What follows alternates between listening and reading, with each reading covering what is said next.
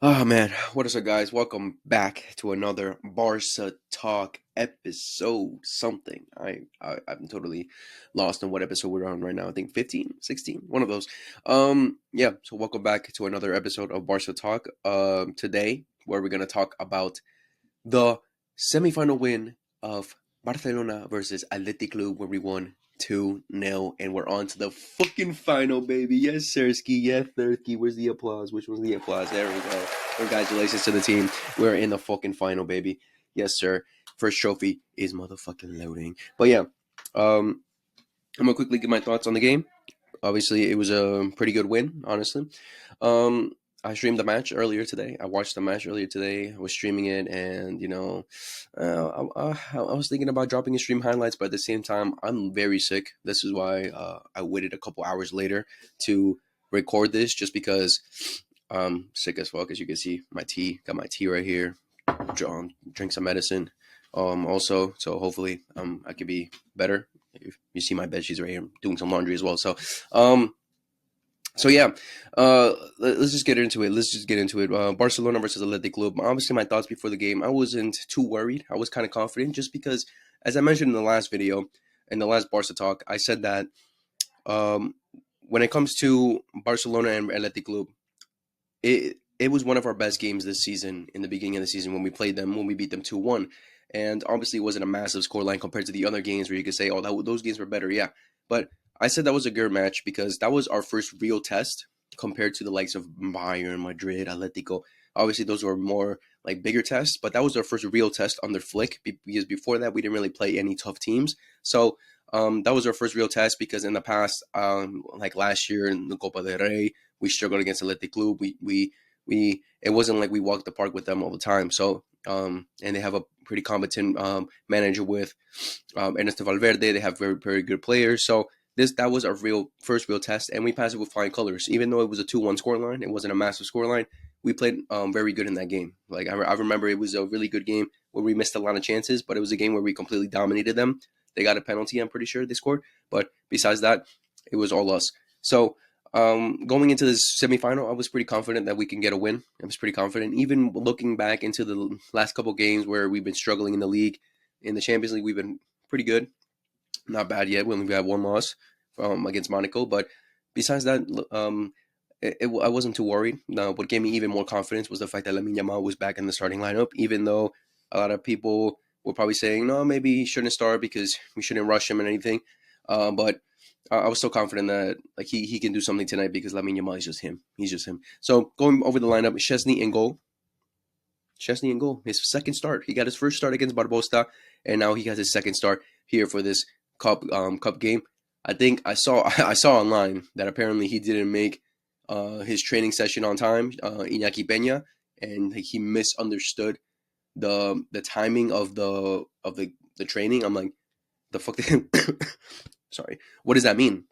What the hell does that mean? Maybe he has his phone time on fucking Spain time, and now not in the time where they are right now. But yeah, I don't know what that means, but I really wanted to see Chesney because I couldn't watch the Barbosa game. I didn't. I watched like the first 20 minutes, but I was at work, so I didn't watch the whole thing.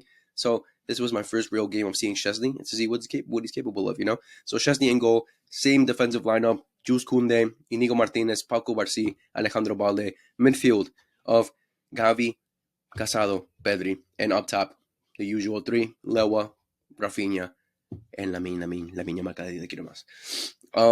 I'm gonna talk a little bit later about the Dani Olmo thing and whatever else, but yeah, that was the strongest lineup we can have right now, since we don't have Dani Olmo.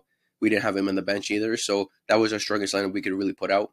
Because Frankie, I'm sorry, he's just not he's just not getting in front of any of those players, to be honest. So yeah, he's kind of cooked right now. But yeah, let's get into the game. First half, we got the first goal in the first half, yes, but it wasn't a major first half where I would say, wow, we deserve to be scored. I mean, we should have scored like 2, 3 maybe, but it wasn't a first half we were completely all over them, where we were very comfortable and completely dominating them. We were comfortable in terms of they didn't attack us with much threat. I think they had like one clear chance. It wasn't even a chance, a clear opportunity they could have created when they ran down the line on the left, and they crossed it in. But thankfully, Chesney threw himself down before that cross got through. So thankfully for that, because if it got through, Iñaki Williams would have tapped it in. So besides that, I can't really think of any. Maybe like Iñaki Williams took a shot, but they went over the bar. There was one opportunity where Iñaki Williams could have made he could have passed it across to his teammate in the box, but he took way too long and he lost the ball. Thankfully, because he had some time to make that pass and they could have scored from that. So thankfully that happened. But besides that, it wasn't like Athletic Club were very good. They weren't good at all this game. They weren't good. Maybe second half they were a little bit better, but that first half, I would say like the last 20 minutes, they were all over us in terms of we kept giving up possession stupidly. And if it was a better team, let's say, like a Madrid, like a Bayern, like one of these bigger teams, they would have destroyed us because we kept losing the ball stupidly. Everyone kept losing the ball stupidly. We were having trouble and leaving our side of the field. Like we were struggling in those last 20 minutes. But the first like 20 minutes too, we were doing good. We were holding possession well. We were controlling the game. Everyone was comfortable. Rafinha had a good chance in the beginning, towards the beginning, where Koundé crosses it into Rafinha, and I would have expected him to have scored that maybe like a month ago, but this time he didn't. He like hit it over. What else? Lamine Yamal recovers a ball. He intercepts a ball with good press. Rafinha threw on goal. Goal. Let's go. Let's fucking go, baby. 1-0. What the hell? How did he miss that? I was like, in the stream, I was like, no, please, Rafinha. Please don't tell me you're back to your old Rafinha. Please don't tell me you're back to the old Rafinha who's not hit me. I was honestly, I was scared. I was scared for him. I'm like, there's no way you're going back to the old Rafinha who didn't have confidence to score those kind of opportunities, because we've seen this season how he scores those. Like I immediately thought goal, and then he scored and he shoot. Like, it was a good save. Yes, he was trying to go bottom right, but it was a good save still. But I don't know. I would have expected a little bit more. I would expect a little bit more from him right there. I thought he should have 100% scored. So I don't know. He missed that opportunity, and then from there on, we were struggling a little bit. I say the standout from that first half was Pedri. I think Pedri was very good in that first half. But the main problem with me was that every player was still. It's obviously clear that these players are still a little bit rusty. They're still coming back from vacation and everything. They're still trying to. This is their first real good match that they're coming up against a good team. So they're a little bit rusty, but because people literally everyone kept losing the ball stupidly. Everyone kept misplacing passes, giving lazy balls. Because we could have been through a lot more in multiple occasions in that first half, but we just kept fucking up the passes, and we didn't, and we ended up messing everything up. So, but yeah, I think, but for sure, Pedri and Casado, I think, were the most standout. I think a little bit more Casado. Casado, defensively wise, was everywhere. He was spectacular in that first half. He was putting in the work for sure. I thought Gavi was really good too, pressing very high, demanding the ball, and he obviously got us the first goal. His first goal, Gavi's first goal since coming back from injury after almost, I think, over a year, and now he's getting his first goal in the 2025 New Year's. Let's go. Let's fucking go, baby. Alejandro Pedri takes the ball, drives it forward. He had Lamine on the right. He had Lamine completely by himself in the right. I was honestly surprised he didn't pass it to Lamine, because Lamine was by himself. He gives it to Balde. Balde crosses it into Gavi, and then boom, golazo. Gavi nutmegs the goalkeeper, and golazo. 1-0 for Barcelona. Gavi, beautiful game from Gavi today. He was honestly everywhere. What do you expect from Gavi? Put in the work, that workhorse that you need in the team, aggressive. What else can you expect? It's funny every time he fights with someone, because he looks like a small guy compared to the other bigger players, but he's like, motherfucker, what's up, motherfucker? I'll fuck you up, my boy. He's him. But yeah, so 1-0, good again. But then after that, the last 20 minutes of the game, we were struggling a little bit to hold possession. Trying to get out of our own half. They were kind of attacking us a little bit more. They woke up a little bit more in the second part of the half, first half, and yeah. But it wasn't like Szczesny was even tested. Szczesny wasn't really tested in that first half, to be honest. Szczesny's literally took a page out of Iñaki Peña's book in terms of coming out all the time for the ball. Like, he loves running into the midfield or running when there's a loose ball. And I'm like, there was one chance where he almost messed it up and he hits it up to Iñaki Williams, and they could have maybe done something there, but thankfully they didn't. But yeah, he took a page of Iñaki Peña's book and started running out when there was a loose ball, which was it's just. I like it because they're coming out to help us, but at the same time it scares me because if they mess up, we're fucked. So, but thankfully besides that one mess up, besides that he was pretty good. So, but yeah, he wasn't like massively tested either, so it was all good in the hood right there. So first half, yeah, good goal, we're winning, boom. Let's go into the second half.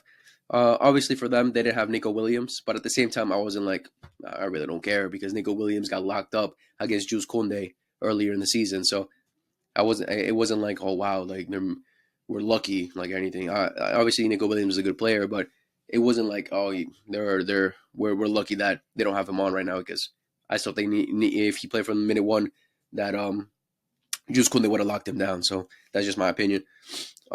Second half comes in. Oh, let me. Whew, almost forgot. Let me talk about one player that frustrated the living motherfucking fucking fuck out of me in that first half. Lewandowski.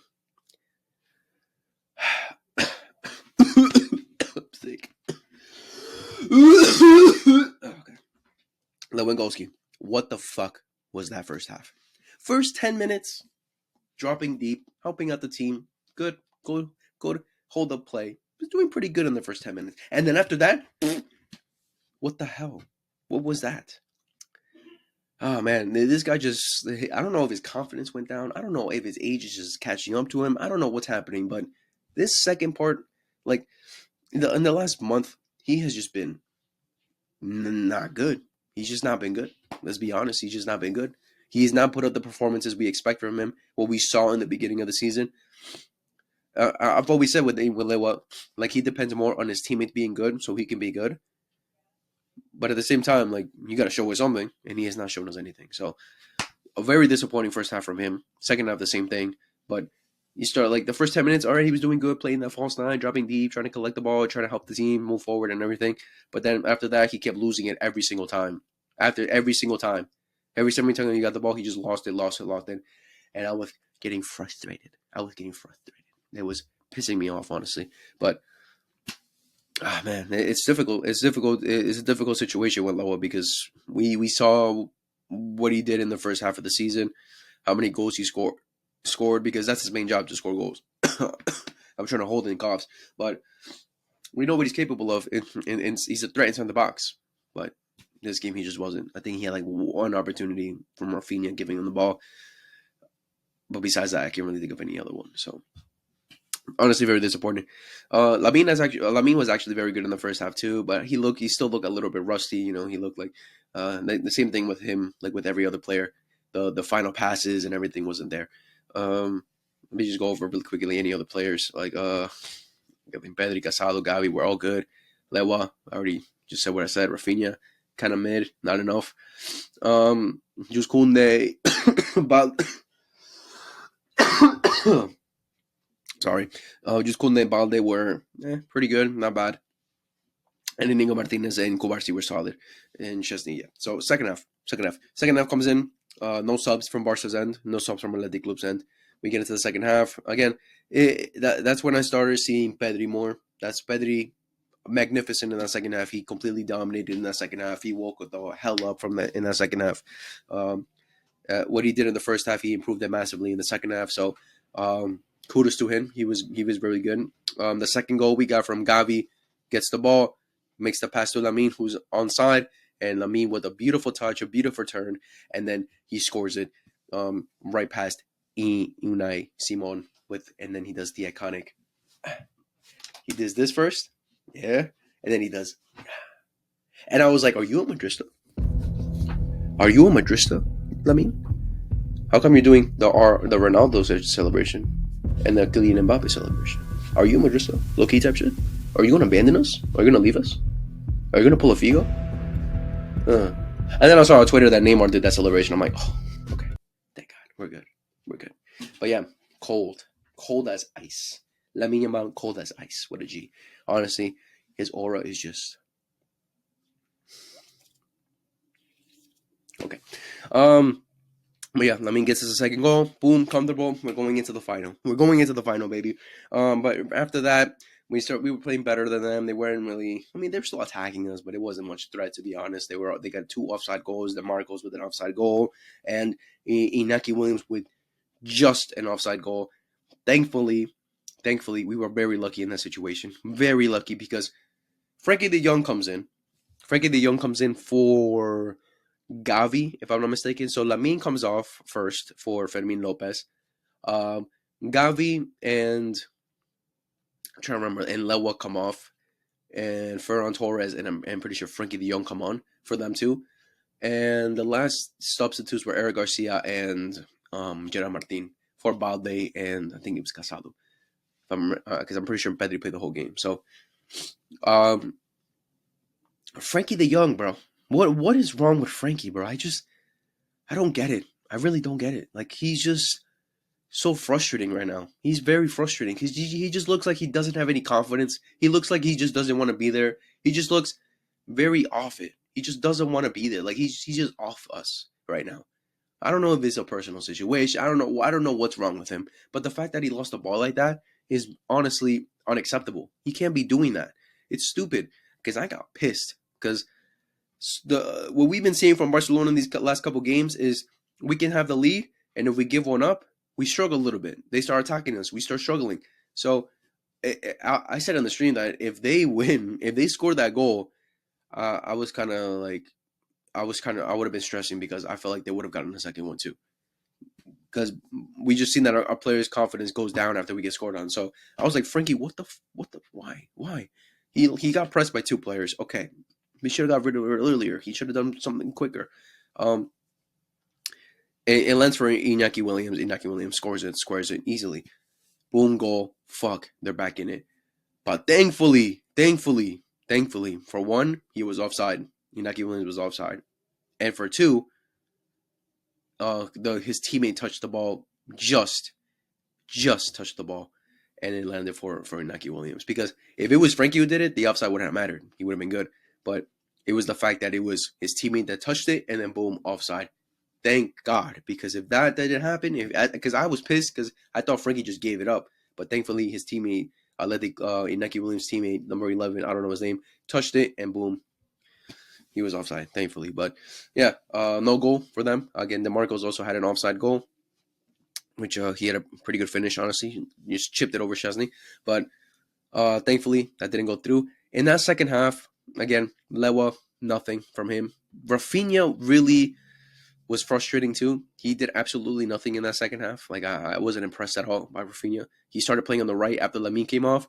And I already expressed multiple times in past Barca talks that Rafinha on the right is just he's just not going to provide you much, to be honest. Like he's just not that guy to be playing on the right. So go back and check out the last Barca talks of me going. I don't want to explain it again because it's just frustrating seeing him on the right. He's just not the same. He's just not the same. Jus Kunde was very good. Pedri again, amazing. Pedri, I already said in the last Barca talk, fuck stats, fuck all those things. If you just look at stats for a player, then you don't love football and you don't love Pedri because Pedri is much more than stats. He does everything for us. Without him, Barca's midfield would not be the same. Nowhere near. And Barca in general wouldn't be the same. So Pedri, beautiful appreciation for him. He was man of the match for us for sure.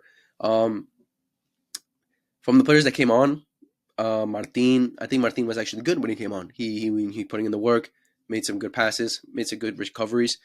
The likes of Eric Garcia, Frankie. I already said Frankie wasn't good at all. Like he had one, like literally when he came on, he intercepted the ball and boom, we were through. But he just took so long to make the pass, and he just the defender caught up to him too easily and then messed it up. Like that could have been 3, but yeah, disappointing from there. But Fermin came on. I don't think he really did much. He made one great pass to Rafinha when Pedri juked out a bunch of defenders, gave the ball to Fermin, and Fermin cheveled it to Rafinha, and then Rafinha messed it up. But besides that, not much from Fermin, to be honest. Ferran Torres, honestly, forgot a lot of times that he was even playing because he just barely touched the ball. He didn't really do much. Frankie, again, not good enough. Eric Garcia, I think, was pretty solid. Did put in some good defensive work. We brought him in to put in defensive work to secure the game, and he did just that. He was very good. The likes of who else came on? I'm trying to think who else came on. I'm pretty sure that's everyone, right? Martin, Frankie, Casado. Eric Garcia, Ferran Torres, and Fermin. Yeah, pretty sure that was everyone. If I'm missing anyone, fuck it. But besides that, it was a pretty good second half. Everyone did their work. Everyone did what they needed to do. And again, man of the match, 100% Pedri. And we're on to the final versus Mallorca on Sunday, January 12th. Hopefully, maybe. No. All right, so yeah, we're on to the final. Another Supercopa final. Obviously, this could potentially be Flick's first trophy as Barcelona manager. Hopefully, we need to end at least with one trophy this season. Even though we're winning it all, we still have to at least get the first one. Get one out of four. So for this season. So yeah, potentially another trophy, one more trophy for Barcelona, another trophy in Barcelona's cabinet, and Flick's first trophy in his first season as manager. So we'll see what happens, because obviously I think it's pretty obvious. I think it's pretty fair to say that Real Madrid will maybe, most likely, potentially make the final against us. It'll be another Clásico final. Potentially, Mallorca can maybe do something. But yeah, we'll see what happens. But I can't lie to myself. I can't lie. It's obvious that Real Madrid will make the final. If anything, 98% chance that Real Madrid will make a final. 2% chance that Mallorca. Again, anything can happen in football. Mallorca already gave them a tough game this season. I'm pretty sure they tied 1-1, if I'm not mistaken. But anything can happen in football. Anything can happen. So we'll see what happens. But it's pretty obvious that Madrid will get through. So this Sunday, we will see another Clásico, another spanking from Barcelona. Madrid says, be ready. I know your hearts are pumping right now, motherfucker. You're scared. So yeah, another Clásico in the final, and I will be streaming that match. Make sure to tune in. Twitch.tv/FAVideo10 and YouTube. I'm also streaming on YouTube now, so check that out. So yeah, I'll get my thoughts on that in another video sometime. Probably on Friday, or probably most likely on Friday after the Madrid match tomorrow, which is tomorrow against Mallorca. I might stream that game. I don't know, because I'm pretty sick if I'm not feeling any better. Because in that stream, I don't want to just drop the stream highlights just because I wasn't as enthusiastic as I would usually be, because I was just feeling like shit, bro. My tea is getting cold. Let me get a sip.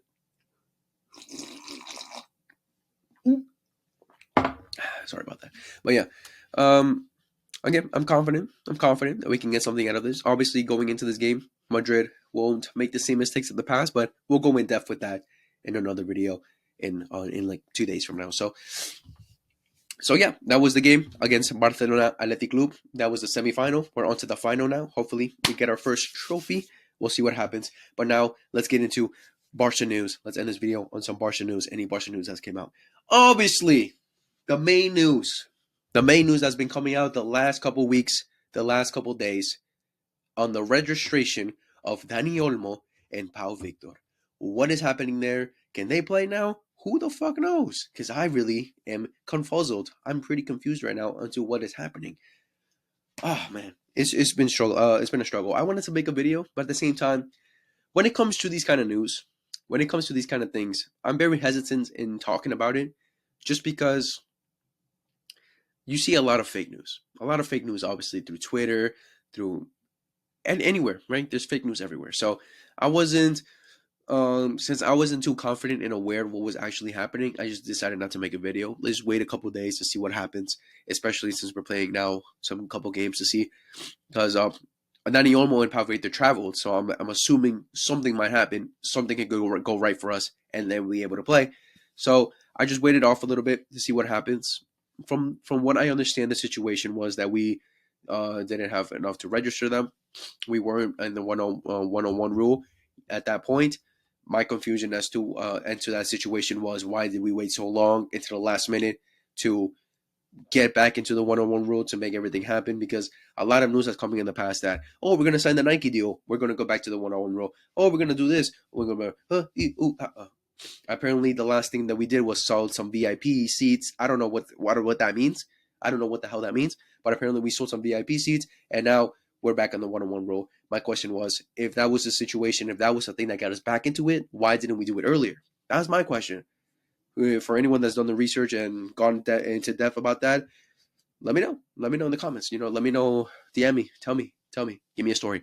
But yeah, that's why I didn't really want to talk about it, because a lot of fake news. Like even today in the game, the commentators were like, Nico Williams never wanted to come to Barcelona. He never even considered it. And I'm like, I don't really believe that. I don't really believe that, because any player would want to go to a top team. I can understand his situation in terms of wanting to stay in his home team, where his family loves the team that family loves. He's gotten so much from them, so much love, gotten the number 10 blue. I can understand a lot of that, but at the same time, that thought in your head is always going to come like, I would want to play with my friends and for a big team like Barcelona, who can compete for even more in the big stages. So I'm not going to believe that he never even considered it. He definitely did. I think the main thing was, the problem was obviously the love he has for Athletic Club, his family, and everything, and the difficult situation that we're in right now. Would he have even been able to be registered at this point? And he might have been proven right because of this Dani Olmo situation. The main people I feel bad for right now is just Dani Olmo and Pau Victor. They were 100% promised a lot of things to happen. For them to be able to play Barcelona, especially Dani Olmo, that you will be registered. We're signing you for 60 mil. You will be registered, because what this has given us fans is the amount of respect that we have for Dani Olmo in this whole situation, because everything that's come out is that he has confidence, in the board, and then he's confident that he'll be able to play, and that he's not even considering going anywhere else, because he could have easily just gone, left, and be like, you guys fucked me, I'm fucking you over too. Because apparently, if he left, we'd have to pay him out his whole contract, which is until 2030, and we would have lost a lot of money.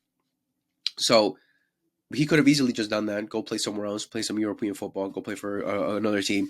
But he stayed.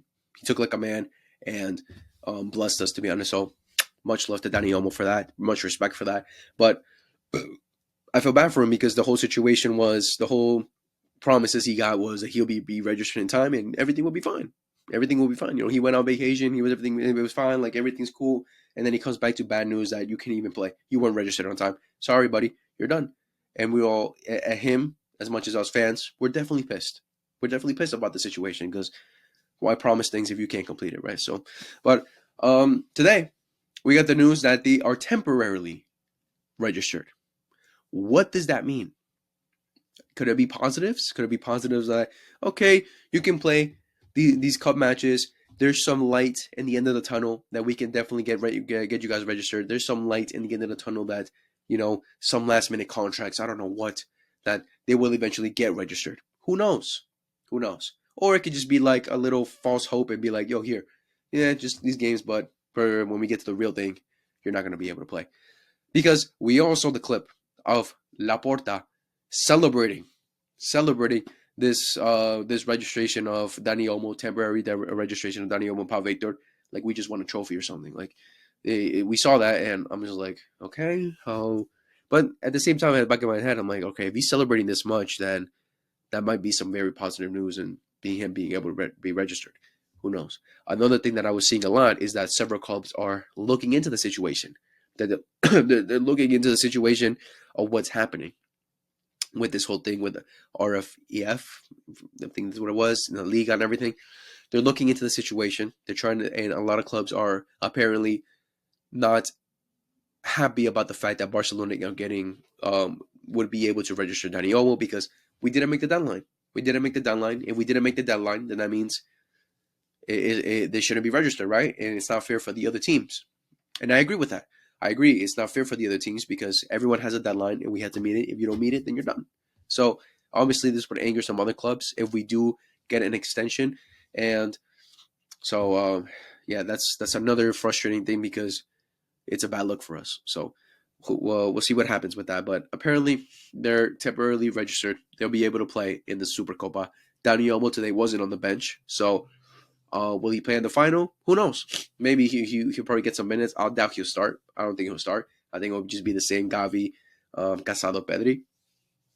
But I mean, he didn't start the Clasico either last time, so I don't think that's much of a problem. But who started in that midfield, honestly? Who started in the midfield in the Clasico? It was Pedri, Casado, and who? Fermin. Yeah, because Gary Moy just came back from injury at that point. But yeah, so we'll see if he plays in the final. Who knows? We'll see what happens there. But yeah, that was one of the major bombshells that came out during these last couple of weeks with the registration of Dani Olmo. Hopefully everything goes good. Hopefully we be able to play him, especially for his sake. Hopefully everything goes good for him. But yeah, let me just look at any other news really quickly on Twitter. Who from this one reliable guy, Rashad Rahman. If you guys don't follow him on Twitter, follow him. He's very reliable, and I fuck with his content. I fuck with what he posts with. He's cool. So this was one of the things he tweeted. Breaking: John Laporta was very agitated and out of control in his cabin. The first thing he did was hug Olmo and Pau Victor warmly, and then he started screaming, "Sons of bitches, sons of bitches." So hijo de puta, in Spanish. He threw insults towards La Liga and RFEF. Also insulted the members of the Spanish Federation's Board of Directors, described them as dishonorable. Relationships between Laporta and the president of the federation was very tense throughout the day. Inigo Martinez gave his thoughts on Vinny's red card. He gave his thoughts. Let's see what he said. Vinny being suspended for only 2 games. A few years ago, I was suspended for 4 matches for a mistake much less than Vinicius. We must not remain silent about these unfair matters. Yeah, because Vinny goes up to the ref's face and screams, who knows what, and Lewa just does this, and he gets a 3-game suspension. So, who knows? Lamine was asked facing Madrid or Mallorca in the final. He said, "Doesn't matter who. We want the title." Yes, sir, we do. Barca fans were seen chanting, bring us Madrid," outside the stadium. Nice. I love to see that. Let's see. Any other news? Oh, obviously we all know this picture. I'll put it up on the screen earlier in this video. So beautiful.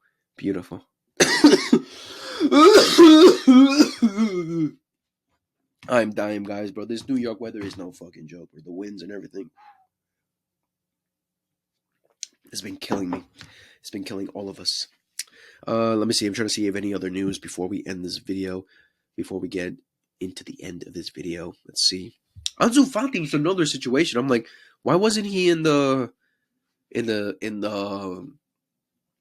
bench or anything? I'm like, I knew he was injured, but like, I thought I saw news earlier this week or last week that he was good. Speaking of Fati, it said Ansu Fati was surprised by his exclusion today. The player is not suffering from any injury or discomfort. He has a feeling that the club wants to sell him or loan him out, but he wants to stay. Again, it's from Cope, so I'm not really believing much of that information. Let's see, any other news? I also saw Christensen next to Dani Olmo today, so hopefully he'll be back soon. Let me see, any other last ones before we end this?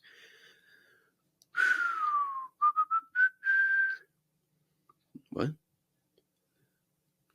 Level was seen limping, but apparently all is well, all is good. Okay. Let me just make sure. I'm not really seeing much. Oh, let's look what Flick said after the match. After the match, Flick's commentaries. Lamine subbed off. Oh yeah, Lamine came off in the 60th minute. Obviously, it came down to him being reserved because he just came back from injury. Preserve him as much as we can. I know you're always looking at Lamine, but we have a team and we have to take care of the players. He was coming from an injury, and we had to change him after 60 to 65 minutes. Flick said, "I'm happy for Dani and Pau. They will be able to play in the final. But in general, I'm happy with the entire team." Cool. We kept a clean sheet. The team played well, and I'm happy. Nice. We found out on the bus that Dani and Olmo and Pau Victor were going to be registered. So it makes sense why he wouldn't have been on the sub and everything. Szczesny played, and Inaki was a substitute. That was my decision. Good. We'll see. Cool for him to say. Gavi also came out, said some things. Inesta Valverde also said, "We scored 2 goals, but the referee disallowed them for offside." Yeah, duh. Frank Kessie went to the match to support his players. Nice. What a G. What a G. Lamine said after the match, I told Nina Simon after the last game against Athletic that he will always jump at the same post. So I changed it, and at the shot, I shot it at the other post and scored today. Lol. I'm excited for the win. My first title with Barcelona. Is his first title with Barca? Really? Is his first title? He debuted in 2023. That's when we won the league. But I guess he just wasn't registered like that. Like he obviously wasn't part of the full season. So okay, makes sense. Makes sense. But the trophy against Real Madrid in the 4-0, that's a trophy. Come on. I look forward to winning my first title with Barca. Nice, yeah. Okay, what he said. What he just said. I just read that. Ernesto Valverde also said it's not a pass by Alvaro before William shot, but it's an action. So yes, he touched the ball. I think the referee applied the rule book. Yes. Gavi said, I was lucky enough to score an assist, but the most important thing is that we're in the final. I am happy. Let's see what else. I dedicated my celebration to Dani Olmo, who will be able to play with us in the final. Yeah, he did the little tap in the wrist. Dani Olmo and Pau are two players who help us a lot, and we are very happy that they are able to play. Available for the final? Hell yeah. I have been subbed off. I was too tired. I feel better with every game. I was injured for a long time, but that's the past. Nice. Ernesto Valverde also said, this game was an opportunity to reach the final that we didn't reach. They are a great team with a lot of resources.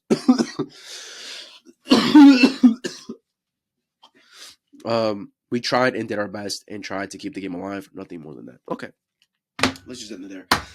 So yeah, that was everything for this game, for the semifinal win onto the final. Let's go. Sunday, be there. I will be streaming YouTube, Twitch, everywhere. I will be there. So I might even eat the rest of this chip because you guys saw that I already ate half of this chip. I might eat the other half if we lose. Who knows? Probably will, to be honest. But yeah.